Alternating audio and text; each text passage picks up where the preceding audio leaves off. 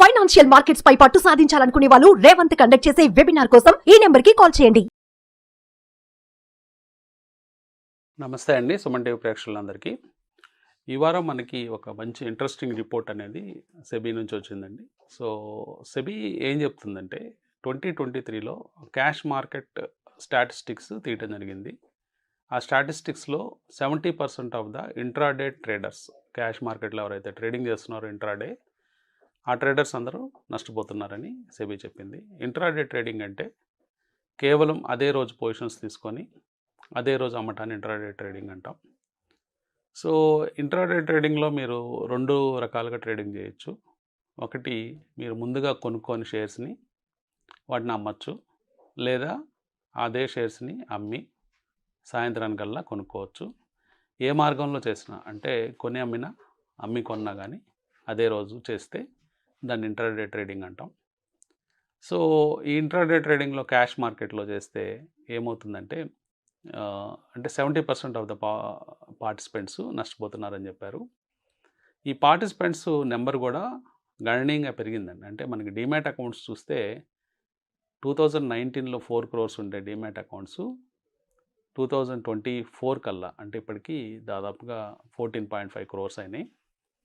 So మొత్తం మీద మీరు చూసినప్పుడు మీకు భారీ పెరుగుదల అనేది డీమ్యాట్ అకౌంట్స్లో మనకు కనిపిస్తుంది.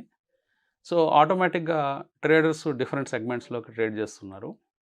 గతంలో మనకి లాస్ట్ ఇయర్ వచ్చిన రిపోర్ట్లో చూసినప్పుడు ఫ్యూచర్స్ అండ్ ఆప్షన్స్ ట్రేడింగ్లో కూడా దాదాపుగా 90% మంది ట్రేడర్స్ నష్టపోయారని సెబీ రిపోర్ట్ ఇచ్చింది. ఒక ఇంట్రెస్టింగ్ ఫ్యాక్ట్ ఏంటంటే, సో 10% మెంబర్స్ ప్రాఫిట్ చేస్తున్నారు కాబట్టి నేను ఆ 10% బ్రాకెట్లో ఉంటానని ప్రతి ఒక్కళ్ళు తెలివిగా ఆలోచిస్తూ ఉంటారు.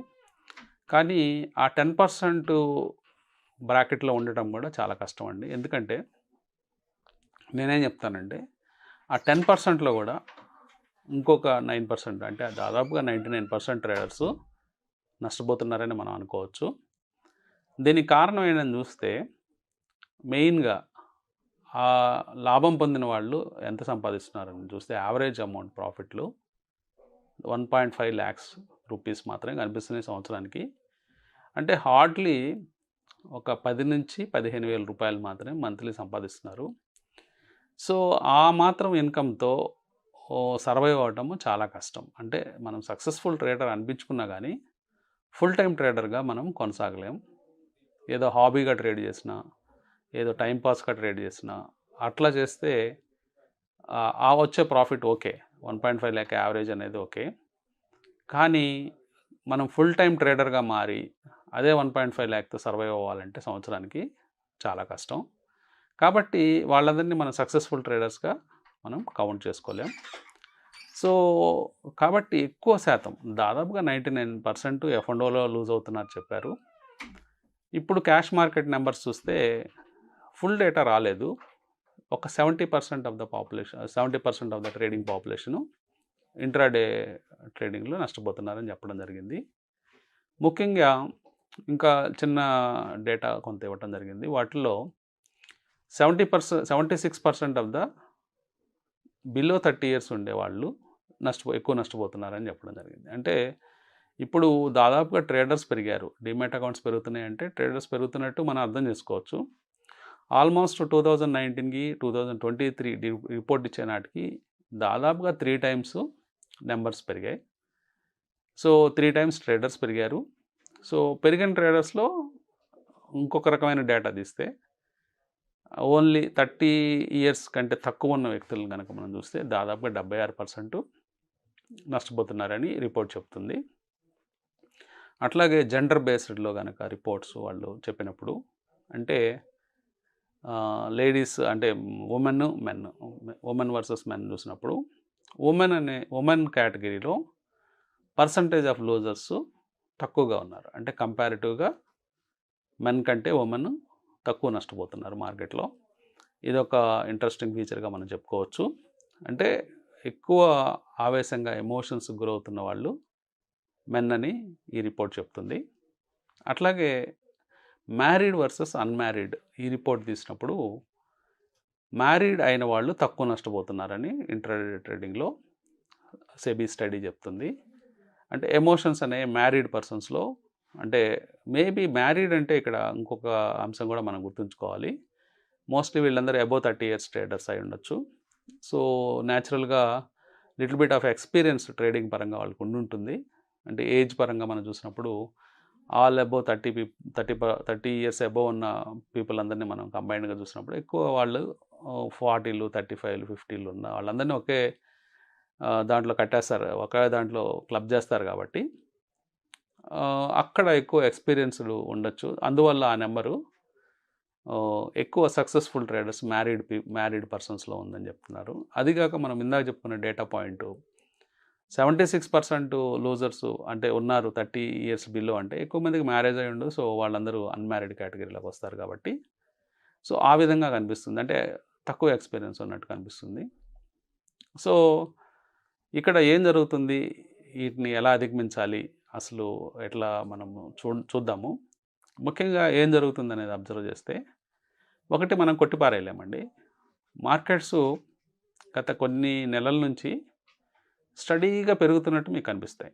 అంటే ప్రతి నెల ఎంతో కొంత పెరగటం, ప్రతి వారం ఎంతో కొంత పెరగటం, మార్నింగ్ కొంత వాలటిలిటీ ఉన్నప్పటికీ సాయంత్రానికి మార్కెట్స్ పెరగటం, ఇవన్నీ మనం గమనిస్తున్నాం. కానీ ఎక్కువ మంది ట్రేడర్స్కి ఏమవుతుందంటే ఈ వాలటిలిటీ అనేది ఇంట్రాడేలో ఉంటుంది. సో ఉదయం నుంచి సాయంత్రం దాకా జరిగే ట్రేడింగ్లో ఇంట్రాడే వాలటిలిటీ ఎక్కువగా ఉండటం వల్ల స్టాక్స్ ఒక గంటలో 2-3% పైకి పెరగటం, నెక్స్ట్ అవర్లో మళ్ళీ ఒక 2% కింద పడిపోవటం, మళ్ళీ ఆ నెక్స్ట్ అవర్లో 2% పైకి వెళ్ళటం, ఇలా జరుగుతూ ఉండటంతో ట్రేడర్స్ని కన్ఫ్యూజ్ చేస్తూ ఉండొచ్చు మార్కెట్. మేబీ మార్కెట్ నేచర్ అలాగే ఉంటుంది జనరల్గా. సో ఈ వాలటైలిటీ వల్ల ఎక్స్పీరియన్స్ తక్కువగా ఉన్న ట్రేడర్స్ ఎక్కువ నష్టపోతున్నారు. తర్వాత కొత్తగా ఇంజెక్షన్స్ అని ఇట్లాంటి కాన్సెప్ట్స్ మనం వింటున్నాము. ఇంజెక్షన్స్ అంటే ఇండెక్స్లో చూస్తున్నాము. అంటే సడన్గా మార్కెట్స్ కొలాప్స్ అయిపోవటం, అంటే ఇండెక్స్ లెవెల్లో మార్కెట్స్ 1% 2% కొలాప్స్ అవ్వటం, ఇండెక్స్ లెవెల్లో మళ్ళీ మార్కెట్లు 1% 2% పెరగటం మనం అడపదడప చూస్తున్నాము. సో దాని ఇంపాక్ట్ స్టాక్స్ మీద ఎక్కువగా ఉంటుంది. సో ఆ స్టాక్స్లో ఆ ఇంపాక్ట్ వల్ల స్టాక్స్ ఇండెక్స్ ఎప్పుడైతే 2% క్రాష్ అవుతుందో ఇంట్రాడేలో, స్టాక్స్ 5 to 10% క్రాష్ అయ్యే సందర్భాలు మనం చూస్తాం. అంటే కొన్ని స్టాక్స్ అయితే సేమ్ డేలో లోవర్ సర్క్యూట్ పడిపోయి మళ్ళీ అప్పర్ సర్క్యూట్ పడిపోవడం, లేదా అప్పర్ సర్క్యూట్ పడి మళ్ళీ లోవర్ సర్క్యూట్ పడిపోవటం, ఇట్లాంటివన్నీ మనం అబ్జర్వ్ చేస్తూ ఉంటాం. సో అందువల్ల కూడా ఇంట్రాడే ట్రేడర్స్కి చాలా ఛాలెంజింగ్ ఎన్విరాన్మెంట్గా మనకి స్టాక్ మార్కెట్ కనిపిస్తూ ఉంటుంది. ఓవరాల్గా మార్కెట్ పిక్చర్ మీరు అబ్జర్వ్ చేస్తే ఈ ఇంజెక్షన్స్ ఇవి కాకుండా లేవరేజ్ అనేవి పోతూ ఉందండి. అంటే మీకు అప్పిచ్చేవాళ్ళు మార్కెట్లో ఎక్కువయ్యారు. అంటే ఎంటీఎఫ్ అని దానికి ఒక పేరు, మార్జిన్ ట్రేడ్ ఫండింగ్ అని. సో మీరు ₹1,00,000 పెట్టుబడి పెడితే మీ స్టాక్ బ్రోకరు ఒక ₹4,00,000 దాకా ఫండ్ చేసే అవకాశం ఉంది. చాలా బ్రోకర్స్ ఆ విధంగా చేస్తున్నారు. సో దానికి స్వల్పపాటి ఇంట్రెస్ట్లు, ₹1 ఇంట్రెస్ట్, అంటే యాన్యువల్ ఇంట్రెస్ట్ రేట్స్ దాదాపుగా 12% నుంచి 18% మ్యాక్సిమము, లేదా కొంతమంది అగ్రెసివ్ స్టాక్ బ్రోకర్స్ ఇంకా తక్కువ రేట్ ఇంట్రెస్ట్ కూడా, అంటే 8% పర్ యానం అలా కూడా ఇస్తున్నారు.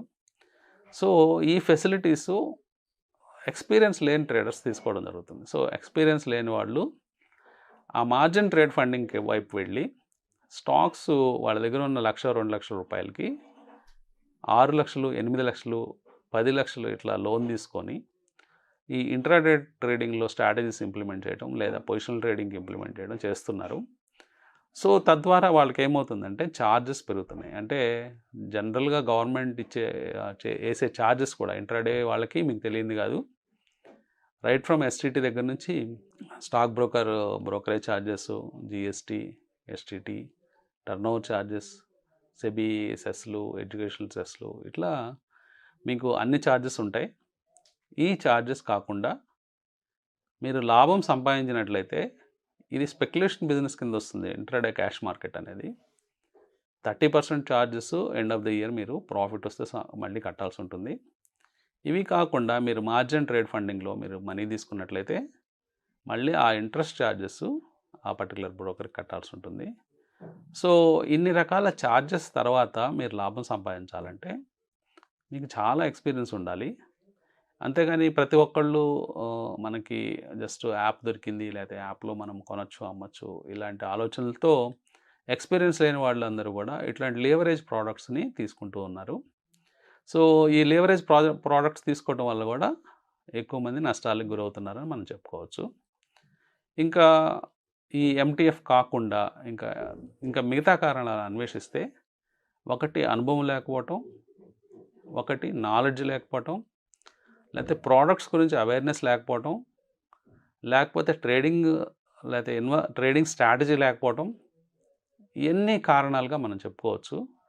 ఇవన్నీ ఉన్నా కానీ ట్రేడింగ్ సైకాలజీ కరెక్ట్‌గా లేకపోవటం, ఇది ఒక మేజర్ రోల్ ప్లే చేస్తూ ఉంటుందండి. సో, ఎప్పుడైతే మీకు ట్రేడింగ్ సైకాలజీ కరెక్ట్‌గా లేదో ఆటోమేటిక్‌గా మీరు ఎక్కువ లూజింగ్ ట్రేడ్స్ చేసే అవకాశాలు ఉంటాయి. లాస్ అయ్యే ట్రేడ్లు ఎక్కువ చేస్తారు.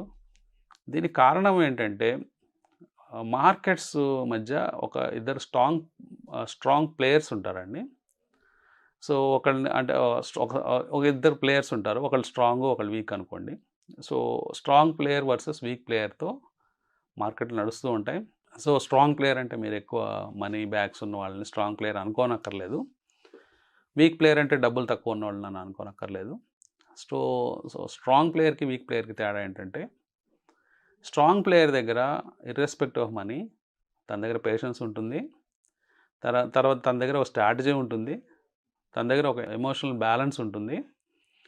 అట్లాగే వాళ్ళు ఎక్కువ లేవరేజ్ తీసుకోరు. So, end to end strategy game plan ఉంటుంది కాబట్టి వాళ్ళని మనం స్ట్రాంగ్ ప్లేయర్స్ అనుకోవచ్చు. సో, కేవలం మన ₹1,00,000 ఉండి కూడా మనం స్ట్రాంగ్ ప్లేయర్ అవ్వచ్చు. అంటే మనకు పేషెన్సు, టైము, దానికి ఇవ్వాల్సిన టైం ఇస్తే ట్రేడ్‌కి అది సక్సెస్ అవ్వడానికి ఛాన్స్ ఎక్కువ ఉంటుంది. సో, వీక్ ప్లేయర్స్ నేను ఎవరిని అనొచ్చు అంటే, ఈవెన్ మీ దగ్గర ₹1,00,00,000 ఉన్నా కానీ మీ దగ్గర పేషెన్స్ లేదు, మీ దగ్గర స్ట్రాటజీ లేదు, మీరు ఎలా ప్లే చేయాలో మీకు అర్థం కాదు, ఒక గేమ్ ప్లాన్ లేదు, మీరు అలాగే ఎమోషన్స్కి గురవుతూ ఉంటారు. సో, ఇలాంటి వాళ్ళందరినీ ఈవెన్ వాళ్ళ దగ్గర ₹1,00,00,000 ఉన్నా కానీ వాళ్ళని నేను వీక్ ప్లేయర్ అంటాను. సో, స్ట్రాంగ్ ప్లేయర్కి వీక్ ప్లేయర్కి తేడా తెలిస్తే, సో మార్కెట్ ఏం చేస్తూ ఉంటుందంటే, అంటే మార్కెట్ అంటే ఏం లేదండి, కంబైన్డ్ మైండ్, అందరి మైండ్ కలిపి ఒక మార్కెట్ అది. సో, స్టాక్స్ సర్టన్ వాలటిలిటీతో తిరుగుతూ ఉంటాయి. సో, ఈ వీక్ ప్లేయర్స్ అందరూ కూడా వర్స్ట్ పాయింట్లో ఎగ్జిట్ అవుతుంటారు. స్ట్రాంగ్ ప్లేయర్స్ వర్స్ట్ పాయింట్లో కూడా కూర్చొని, అంటే వాళ్ళకి ఈవెన్ వాళ్ళ బుక్స్లో లాస్ చూపించినా కానీ ఒక పేషెన్స్తో, ఒక గేమ్ ప్లాన్తో ఉంటారు కాబట్టి ఎక్కడ కట్ చేయాలో తెలుసు. నిజంగా సీరియస్గా మార్కెట్ పడుతుందా, లేదా మార్కెట్లో ఊరికనే వీక్ ప్లేయర్స్ని బయటకు దోసేయడానికి మార్కెట్ పడుతుందా, ఈ రెండు అంశాలని చాలా కేర్ఫుల్గా వాచ్ చేయాలండి ప్లేయర్స్. ఈ రెండు అంశాలను కేర్ఫుల్గా వాచ్ చేసినట్లయితే మీ సక్సెస్ రేట్ ఎక్కువగా పెరిగే ఛాన్స్ ఉంటుంది. అట్లాగే మీరు ఒక స్ట్రాంగ్ ప్లేయర్గా బిల్డ్ అయ్యి డెవలప్ అయ్యే అవకాశాలు పెరుగుతాయి. ఆ అంశం తెలియనప్పుడు ఏమవుతుందంటే, మనం ఒక వీక్ ప్లేయర్గా మిగిలిపోయే అవకాశం ఉంది.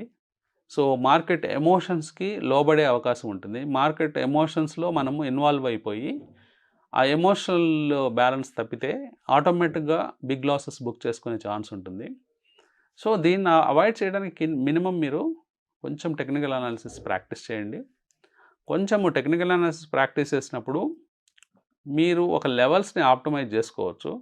ఓకే, ఈ అనాలిసిస్ ప్రకారం లేకపోతే ఈ ఇండికేటర్ ప్రకారం నేను ఈ ప్రైస్ కట్ అవుతుంటే నేను ఎగ్జిట్ అయిపోతాను, లేకపోతే ఈ ప్రైస్ వచ్చినప్పుడు నేను టార్గెట్ బుక్ చేసుకుంటాను. ఇట్లాంటివన్నీ కూడా చిన్నపాటి టెక్నికల్ అనాలిసిస్లో కూడా మీరు అనుభవం తెచ్చుకోవచ్చు. అనుభవం తెచ్చుకొని మీ ఎమోషన్స్ని బ్యాలెన్స్ చేసుకోవడానికి ఆ పర్టికులర్ టూల్స్ టెక్నికల్ అనాలిసిస్లోనే ఉపయోగపడతాయి. కేవలం మీరు స్ట్రాటజీ లేకుండా ప్రైస్ వాచ్ చేసినప్పుడు మీరు ఎమోషన్స్కి గురయ్యి, అంటే వర్స్ట్ పాయింట్ లేదా వెరీ బ్యాడ్ మూమెంట్లో మీరు ఎగ్జిట్ అయ్యే అవకాశాలు ఉంటాయి. అందరూ అనుకునేదే, ఎప్పుడు కూడా మనం ఒక బ్యాడ్ పాయింట్లో ఎగ్జిట్ అయిన తర్వాత మార్కెట్స్ మళ్ళీ రివర్స్ అవుతూ ఉంటాయి. అరే నేను ఎగ్జిట్ అయిపోయాను, మార్కెట్ రివర్స్ అయిపోయింది, పెరిగిపోయింది అక్కడ నుంచి, సో నన్ను ఎవరైనా వాచ్ చేస్తున్నారా, లేకపోతే ఎవరైనా ఈ ట్రేడ్ చూసి ఎగ్జాక్ట్గా నన్ను బయటకు తోసేసి వాళ్ళు వెళ్తున్నారా అని మీరు అనుకోవచ్చు. కానీ అలా ఎప్పుడు జరగదండి మార్కెట్లో. మిమ్మల్ని ఎవరు చూడరు. మీ పొజిషన్స్ అసలు మార్కెట్కి సిగ్నిఫికెంటే కాదు. ఓన్లీ థింగ్ ఏంటంటే మీరు సక్సెస్ రేట్ చూడండి. F&O ట్రేడింగ్లో కానీ ఏ పర్టికులర్ ట్రేడింగ్లో అయినా కానీ కేవలం సక్సెస్ రేటు 1%, 2% ఉంటుంది. కాబట్టి హోల్ లాట్ ఆఫ్ పొజిషన్స్లో ఐదర్ లాంగ్ సైడ్ ఉన్న వాళ్ళైనా షార్ట్ సైడ్ ఉన్న వాళ్ళైనా సక్సెస్ అవ్వాలంటే మీరు ఆ 1% ఆ 2% బ్రాకెట్లోకి వెళ్ళాలి. అలా వెళ్ళాలి అంటే ఇందాక చెప్పిన ఎమోషనల్ మేకప్ అంతా మీకు ఉండాలి. సో ఆ మేకప్లో ఆ ట్రేడింగ్ సైకాలజీ ఫిట్లో కనుక మీరు ఉన్నట్లయితే మీరు ఆ 1% 2% బ్రాకెట్లో ఉండే అవకాశం ఉంది. మిగతా 98% of the population, trading population ఏమనుకుంటారంటే జస్ట్ నన్ను హిట్ కొట్టి నా స్టాప్ లాస్ కొట్టేసి మార్కెట్ పక్క వెళ్ళిపోయింది అనుకుంటారు. అది జనరల్గా ట్రూ కాదు. సో కాబట్టి ఇప్పుడు మనం అనుకున్న కొన్ని పాయింట్స్ని మీరు మైండ్లో పెట్టుకొని మీ ప్రాక్టీస్ చేసే విధానాన్ని మీరు మార్చుకున్నట్లయితే మీరు కూడా ఒక సక్సెస్ఫుల్ ట్రేడర్గా మిగలొచ్చు. Thank you.